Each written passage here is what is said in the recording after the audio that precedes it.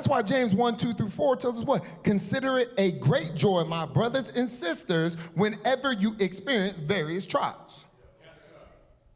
Because you know that the testing of your faith produces endurance. And watch this, and let endurance have its full effect so that you may be mature, complete, lacking nothing. So we must renew all of our minds on how we view tests, trials, and all sorts of hardships. We must renew our minds so that we can what? Count it all joy. See, we must have the same mind of Christ. So that when we see our situations, the same way that God sees them. Because our tests are just future testimonies that speak a better word. Watch. It speaks about how good our God really is. Testimonies that say no matter how many times we ran from our testing, he allowed that cycle to reoccur. Why? So that this time we could stand firm in the storm, that this time we could be redefined through the fire and come out not burned nor smelling like smoke.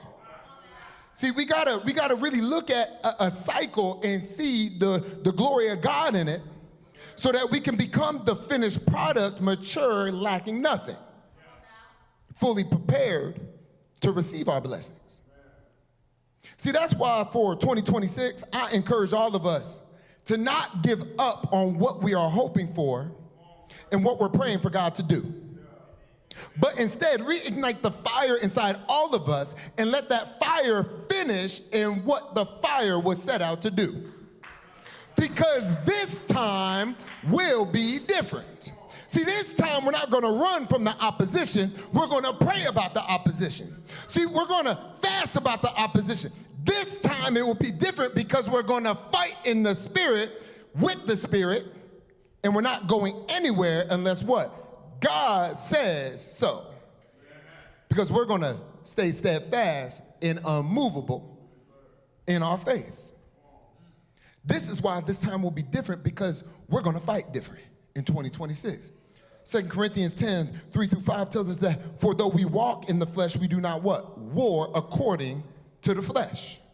For the weapons of our warfare are not carnal, but mighty in God for pulling down strongholds, casting down arguments and every high thing that exalts itself against the knowledge of God, bringing every thought into captivity to the obedience of Christ.